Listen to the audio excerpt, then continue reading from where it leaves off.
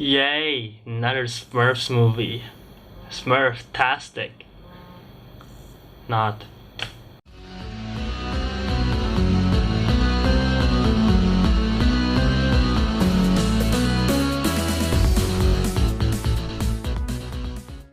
So guys, this is Smurfs, The Lost Village, the third movie in the Smurf franchise.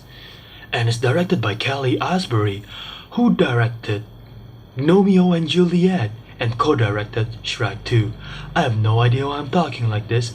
No one talked like this in the Smurf movie as well. Like I said, this is the third movie to the Smurf franchise. And what's different in this movie is that it's actually fully animated. Unlike the previous two, which have human characters like Neil Patrick Harris, this one is 100% animated. And just for a brief info, I'm not a big fan of the Smurf franchise, especially the first two movies. I feel like they're quite messy. And so I'm not a big fan of Smurf. And now that it's fully animated, when I heard of it, I'm like, okay, hopefully it's better, it's an improvement. And guess what? It is quite an improvement, but still not a really good movie. First of all, to address it, in case you're wondering how I got to watch Smurfs 3 so fast, well, I live in Indonesia, and this movie's already out here, so I got a chance to watch it early and review it. And so what I think of the movie at first, when I watch it, the movie sort of feels like a reboot. I don't know if it's actually a reboot because, well, it feels like a reboot, and since it's fully animated, and the movie is basically about, it revolves around Smurfette, and Smurfette feels out of place because she's not a real Smurfs. And so she found this map of a lost village.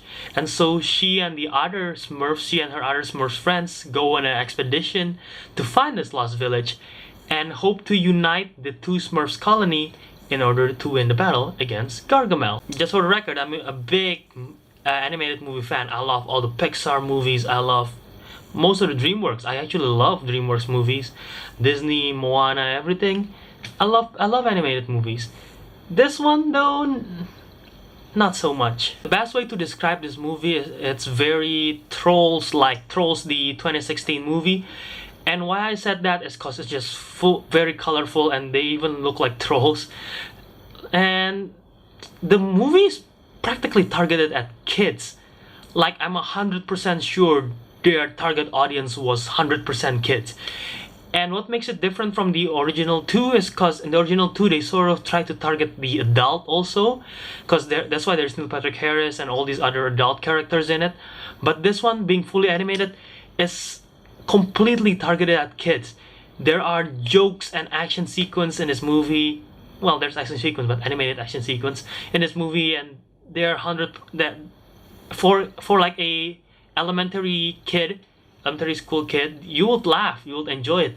But for me, I was like, maybe just a chuckle, giggle, not really like a belly laughter laugh. The reason why I sort of have an issue with that is because there's this stereotype going on, which is like, animated movies should be for kids. No, it's not for kids. Look at Inside Out, look at Up, look at Wall-E, all this Pixar movies, Shrek, that's DreamWorks.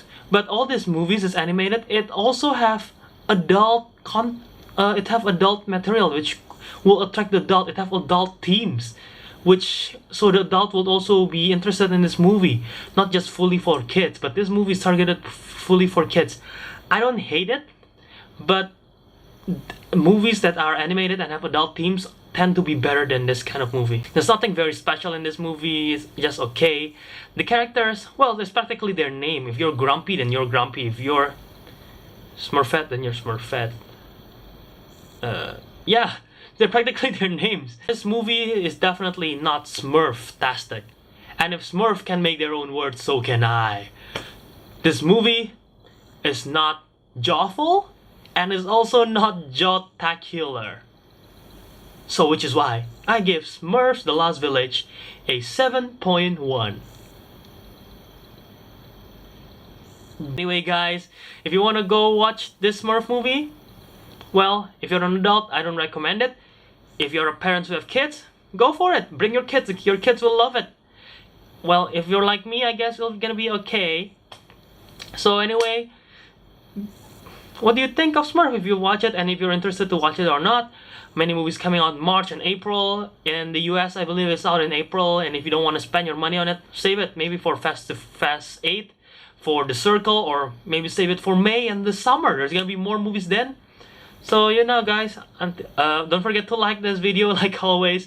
Comment in the comment section below what you think of this review and what you think of the movie if you watch it. Don't forget to subscribe to my channel if you like it and want to see more. And until next time, Jiao out.